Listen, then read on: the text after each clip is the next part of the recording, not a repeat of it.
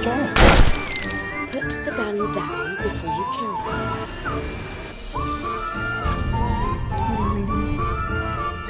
Teenage Girl's Diary.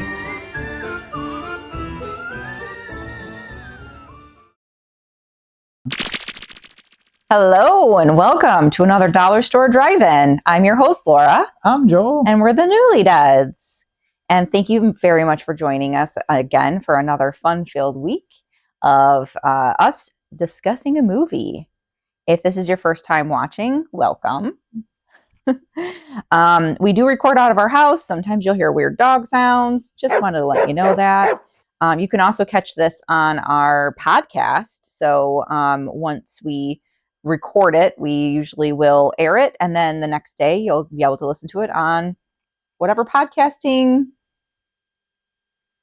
avenue, is that the right word, that you enjoy. All of your favorite podcasting directories. Yes. There you go. And if you want to catch us in other things that we do, so we also do a YouTube channel, at the Newly Dads, and you can go to our website and find out all the information about where we're airing all of our shows at thenewlydads.com. So you can find us there, and there's information about our events that we do. We also are artists, so Joel and I make spooky themed, cutesy, sometimes art things. Like I am a watercolor artist, and he is a digital artist mostly. I also dabble a little bit in like wood burning and things like that too. And I do some painting and mixed media stuff. Yes, so fun. And we also have our blogs. I write a movie review blog. She writes a small business review blog, and those are available on our website as well. If you have a small business that you would like me to review, I would be happy to do that for you, and there's no fee for that. If you do, you can email me at contact@thenewlydads.com, or if you just have any questions or you want to get in touch with us. Right? Yep. But let's get to the movie. So again, if this is your first time watching or listening, we do have 3 criteria. One of them is that the movie needs to be under $5. It needs to be either a horror, thriller, or sci-fi type of movie genre. And it needs to be a movie we've never seen before. And so this week we watched a movie on a 4-film disc called The Shark Collection. The one that we actually watched was called Shark Attack. This was brought to us by Anne. Is this an Anne movie? I don't remember. That is a very long pause. I don't. I actually have a feeling you bought this. I honestly don't. Yeah. Remember. So usually we find things kind of out in the wild. But my coworker and friend Anne has very generously gifted us a plethora of films that we've been kind of like working our way through. And so a lot of the ones that she's given to us have multiple things on it. I think it might still be an Anne movie. You think it's an Anne thing? Yeah. But then Joel also what? Next week is not. Next week is not. But yeah, Joel also likes to hand pick things either from the Dollar Tree. Sometimes he gets them at Hidden Treasures was where he got a whole bunch. Goodwill, Angela's Goodwill, Attic, sometimes like late night flea markets. We'll find things and random spots. From the flea market. Yeah. So I'm excited for that one. Yes. Someday. Yes. But this week we're watching Shark Attack. I'm going to read the synopsis. It's not very long because there's 4 different. They don't have room. 4 different movies on here. Can't afford it. Okay. Marine biologist Stephen McRae, aka, or I should say, played by Casper Van Dien, uncovers a plot by a scientist who is experimenting on sharks to find a cure for cancer, resulting in super aggressive killer sharks. Bum, bum, bum. Shark. Rated R for some violence and language. But no nudity. No nudity. I repeat, no nudity. Lots of shark topsies. Lots of shark topsies. Yeah. That didn't come out quite how I wanted it. It's a combination of the word shark and autopsies. Sharkatopsy. Sharkatopsy. Or, yeah, I don't know. Whatever. There's a lot of sharks being taken apart. Yeah, and we're hoping that they Yeah. were not real. I don't think they were. We couldn't make a determination one way or the other. Yeah, But better we not be. find it hard to believe that in 1999 they were still having atrocities with sharks. I don't think so. I hope not. They didn't have a big enough budget to fight with lawyers. Yeah. Right. All right. Wait, is it coming? So, yeah, I think it's time to watch the trailer. And the trailer, in the normal fashion of it being a boat, it's going to be a ski jet or jet ski. Jet ski? I always call them a ski jet. Ski jet? A jet ski. It's going to be a jet ski with a foghorn.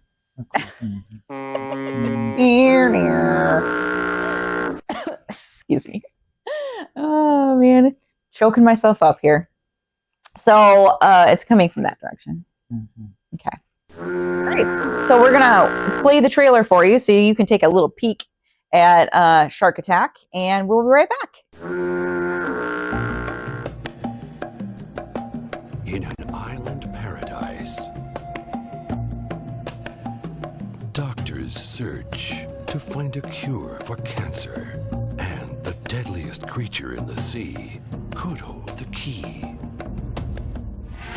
Isn't Stephen McRae, Mr. Big Time Shark Expert? You know sharks have incredible immune systems, completely resilient to any form of disease. But the experiment has gone too far. I've never seen a metabolic rate that high. Its brain is fried. It must have reverted back to primal instinct. This thing thinks it's always hungry. We found something strange in the blood. A hormone. It's a synthetic growth hormone. 12 confirmed shark attacks in 3 months. They're out of control, Steven. Now a relentless killer is more deadly than ever. And only one man can stop the terror. I want to get a close look at these sharks. Sounds dangerous. Well, I'll be careful. How do you think the hormone's getting into the shark? Somebody's going through an awful lot of trouble to attract sharks to that lagoon. You, of all people, should appreciate what I'm trying to do. I want to stop you from playing God. Technically, you were trespassing. You're always missing the point. The more sharks, the less people.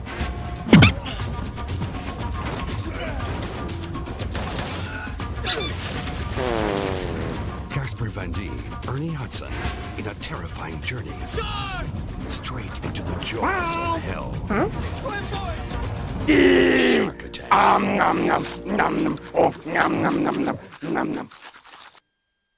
Welcome back. I hope you enjoyed I hope you enjoyed the trailer. Our Alexa is like talking to us. That's really funny. I don't even know how she figured out how to talk to us. We didn't say anything. All I said was welcome back. Right. Yeah. Hopefully you enjoyed the trailer. I'm sure there were some fart noises. Maybe. He likes to put farts in there. They're Sometimes it's a easy. lot. Yeah. I'm always afraid that when he plays a fart noise, you're going to think that we're actually farting sometimes. Like that. I'm sure there was a fart that came out there. Not an actual. He is a farty person, though. I'm just busting you out. All right. Read your notes. So whenever we watch a movie, sometimes she takes notes. I always take notes so I can give us a little guidance along our I did journey. take notes, didn't I? You did. Where did they go? I don't know. I gave them to you, and then I don't know where they went. No, I said put them over here. Oh. I know. We're going to pause and we'll be right back. Back. So sometimes she takes notes. I always take notes to give us a little guidance through these murky waters, as it were, these shark-infested waters of the story.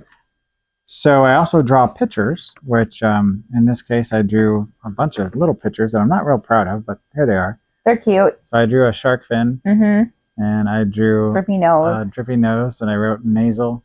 I don't remember why. Oh, because Casper Van Dien is It's very, nasally. very nasally. What does that say? Super? This is Casper. Oh, Casper. This He is drew a Casper Van Dien. Sharknado. Uh-huh. Mhm. I drew a little unhappy face, Yep. And then I and- see there's a. and I drew what's Cool. supposed to be like a shark, but he kind of looks like that shark in the Hanna-Barbera. He does look like cartoons. that. That's exactly what I thought you were going for. Or like Charlie Tuna. one Yeah, or the a little other. bit.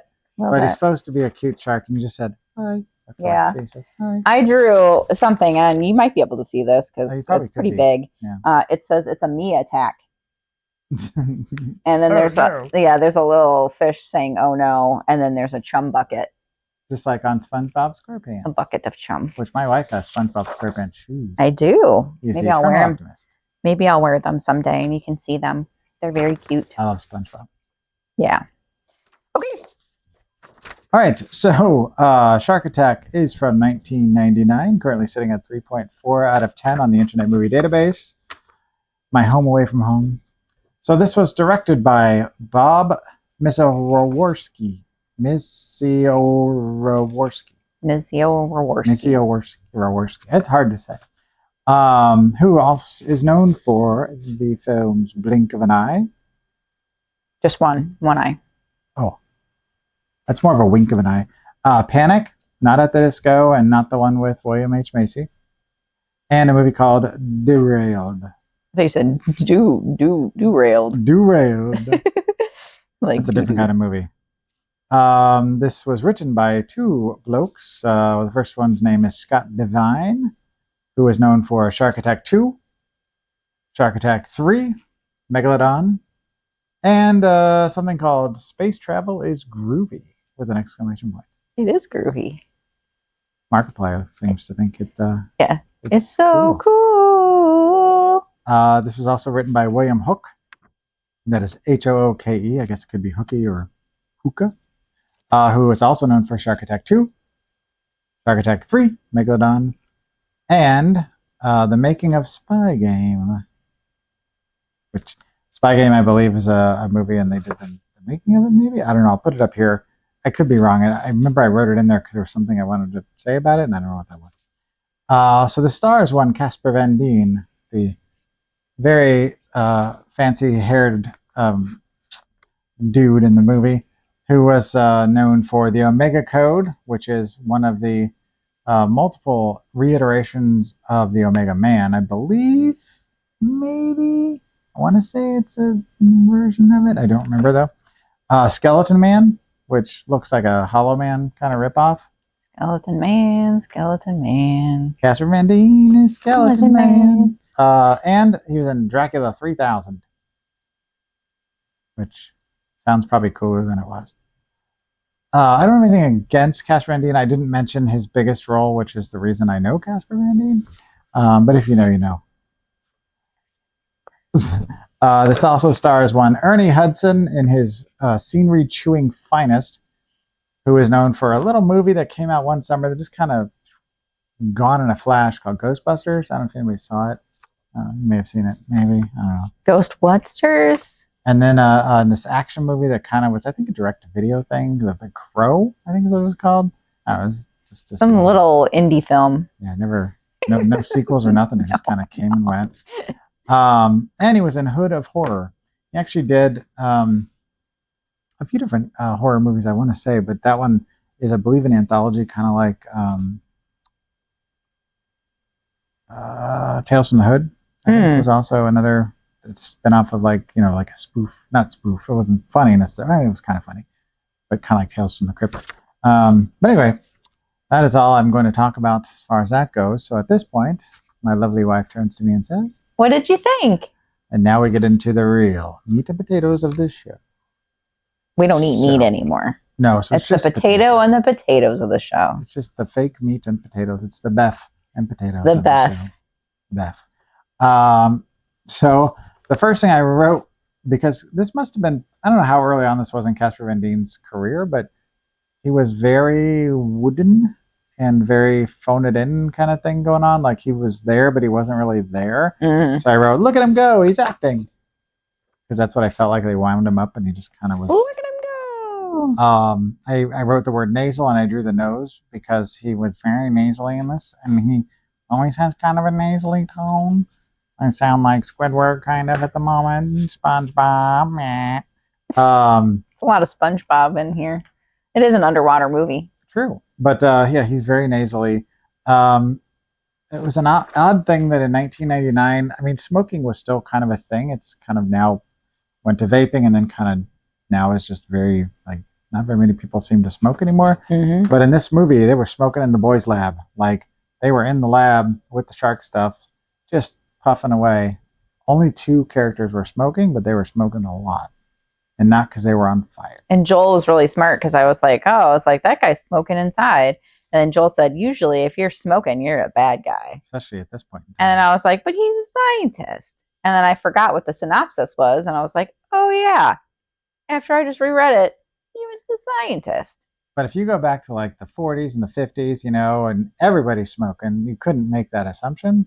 Everybody was bad. It was probably the guy with the twirly mustache that was, you know, the bad guy Oh, back then. right. Yeah. But the further it got away from Or the one with smoking being beatnik acceptable- hat or something. The beatnik, like a bowler, you mean? No, a bowler beatnik. hat? No, it was like many, like, you know. Why do you have a beatnik? Oh, that would be like in the 60s. Oh, why were the beatniks bad? Because they were like hippies, you know. Oh, right. Smoking their doobies. Doobie Brothers. Doobie Brothers. So yeah, like the later it got and the more smoking became less socially acceptable, the more often that the smoker was the bad character. And then I wrote them as the bad guys. Check out the shades, because you know that's another cue. That they're Shades. smoking and they have sunglasses on. Like that's a complete giveaway. I'm sure it was super easy for cops to like catch bad guys back in the 90s. It was because if they were shady, you knew they were being shady. Nice. Like Slim Shady. Nice. No. So then we kind of got to the actual plot of the movie. So basically you've got Casper Van Dien's character is going to Africa to help his buddy with his shark experiments, or to find the guy No. because there's sharks attacks happening or something. He's trying to figure out why the sharks are attacking or Yes. something. Yeah, because somebody came to him and said, we found this arm with this watch in Shark Belly. And he was like, I'm going to go find it. A great Help deadwood mystery. them. And then he found out that, you know, it was his friend that was dead. And so then it led to this question of why was there so much shark violence? Because, you know, nothing was said early on as far as like kind of what was happening. Like they're on the dock and the locals don't like, you know, the Americans to be around there. And this kid is just sitting in the bay, you know, next to the big boats in a little like kayak. And he's not going anywhere. He's just going like this. And he's just rowing to nowhere, like the song by the Talking Heads. He's just kind of rowing to nowhere. And all of a sudden you hear, ah, and he's being attacked by a shark. It like bit his boat, Yeah, it bit his butt. his dinghy. It bit his dinghy. Oh. It's in Anyway, his dinghy. and so they all have to save him, and then that makes Casper Van Dien like friendly with the locals. But it's like anytime anybody goes in the water, it doesn't matter if they're going for a swim, if they're, you know, rinsing off their shoes, they got sand in it, if they're kayaking, you know, to nowhere because they're a dumb kid who apparently doesn't have anything better to do, their sharks immediately attack them like that. And so it kind of becomes almost comical how shark infested the waters are. But what you learn as you get further into it is that is part of the problem is that they're trying to deal with, because something is causing all the sharks to be hungry all the time and perpetually like on the attack. There was a lot of sharks like in like lakes. It was like lakes and rivers they were in. It You wasn't mean, even the ocean. like in general or just in Like this movie? in that movie. Oh. Is that a thing? I mean, Are if there a they're- lot of sharks in lakes? Not unless they're transported there, I don't think. Maybe if it's a salty lake? Because I mean, there are freshwater sharks, but I don't know Oh, right. how That's many, true. and I don't know which ones. Yeah, it was weird. Most people, when they think of shark, you think of a great white or like a hammerhead. I think baby. of ocean sharks. But like, you know, like a tiger shark or a mako or a, you know, They were calling like black tip shark or something like whale that. sharks and things like that. Yeah, they did say black tip. I forgot about that. Yeah. And so it's a strange premise. And needless to say, on this collection, we have part 2 and 3, which I don't know how they really make a sequel. I mean, I know because I read part of the plot on the second one, because I'm like, how did they make this a sequel? Yeah. I usually don't like to read the plot, but I was really curious, and I see what they're trying to do. But this movie was made, I believe, for HBO. If I remember correctly, it's not a sci-fi makes original. sense. There's a lot of swearing. There's a lot of violence. And unfortunately, the acting in it by everybody involved, even Ernie Hudson, is subpar. I said it was cheesy. Yep. I said bad guy smokes. I said twists with lots of bad guys. Silly 90s movie. Very much. Not really about sharks. No. Not a horror movie. No. Yeah, it just was. It was one of those movies where it kind of. I wrote here. This movie is moving forward at an I don't care rate of speed. Like It was a little lengthy. Like I started like losing interest in it. So when I start losing interest in it, then I didn't fall asleep. Nope. But That's I too lost late. interest in it. So I started doing other things, which means that I start to like not remember parts of it because I'm just like, it's kind of whatever. And as she's mentioned on the show, if you're familiar with this at all, I like shark movies. I'm a fan of shark films, and even that didn't hold my interest because it was less about sharks and more about like shark autopsies, car explosions. No shark explosions. The bad guy of the scientist. Yeah, like just chewing the scenery and just kind of trying to be smarmy and like you don't know who they are, like you don't know that they're the bad guy or something. There's like a big shootout at the end that's really like over the top and violent, and even that's not exciting. There's no sharks that are shooting. Like if the sharks were shooting at each other, that would have been really It'd be fun. amazing. But I mean, even Ernie Hudson, who makes you fart big time, was, He makes you fart big time?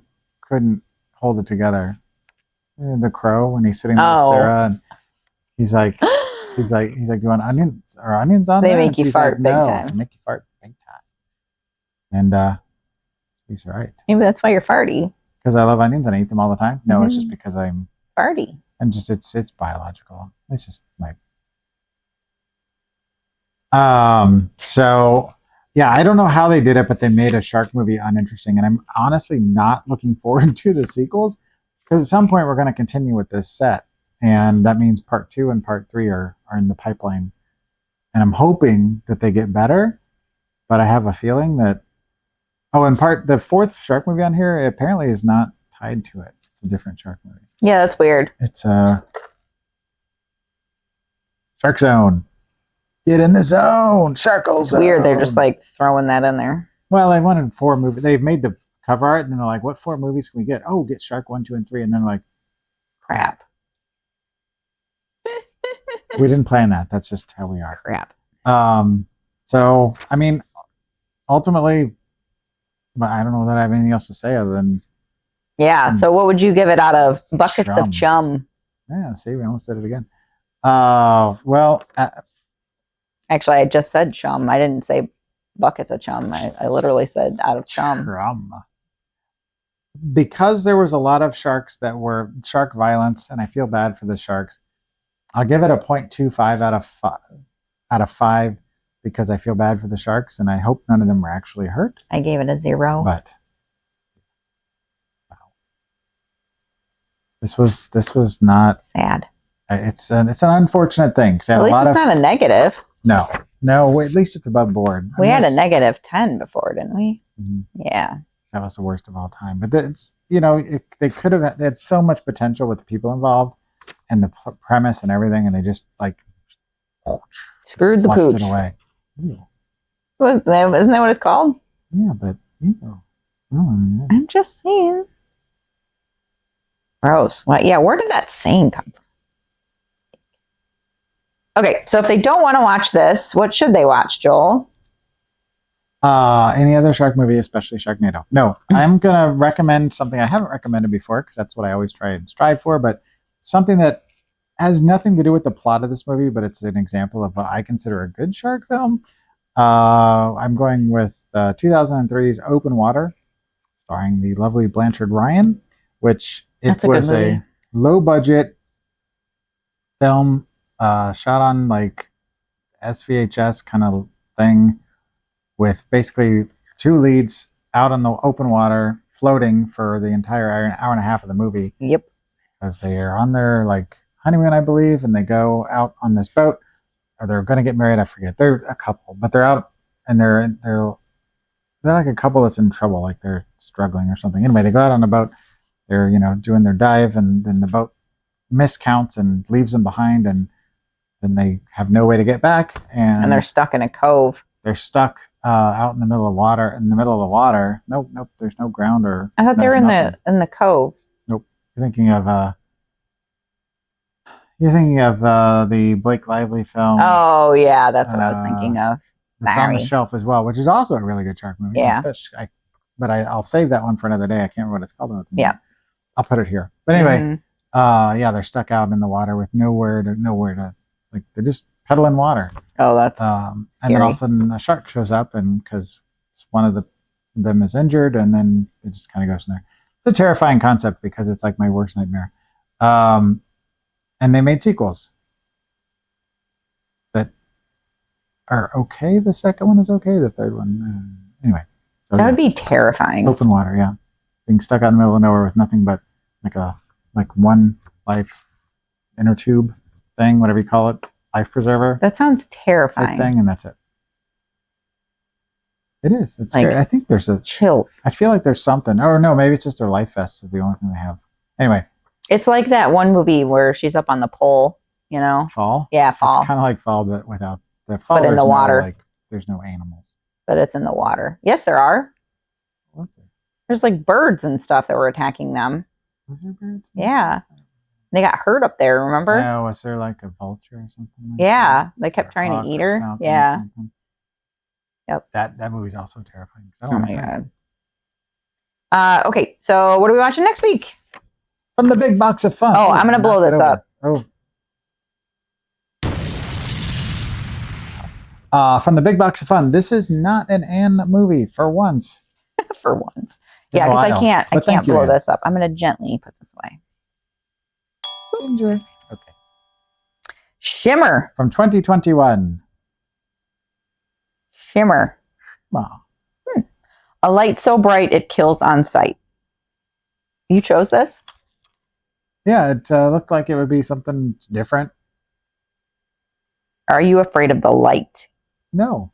All right. Forensic scientist Dr. Thea Kate is called to a bizarre crime scene by baffled detective Kurt Glass.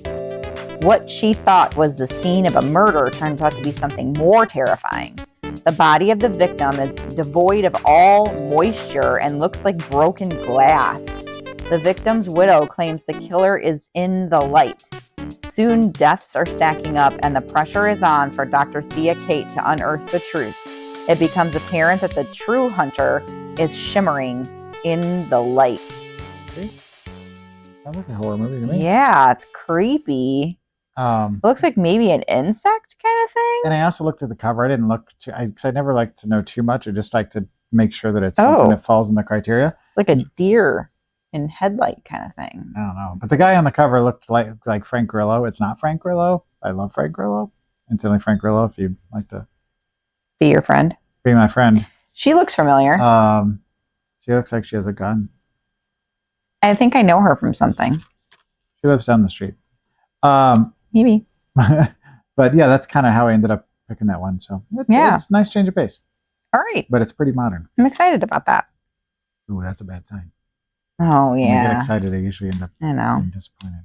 All right. Well, that's all for our show today. We always want to thank you for watching. And until next time, Keep it cheap and creepy. bye.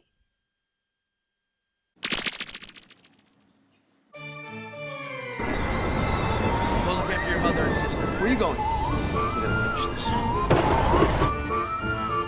Goodbye, Tom.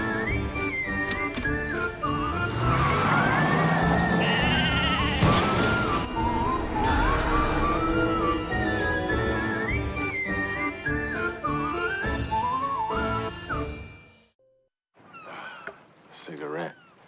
Cigarette. Cigarette. Cigarette. Cigarette. Cigarette. Cigarette. Cigarette. Hi.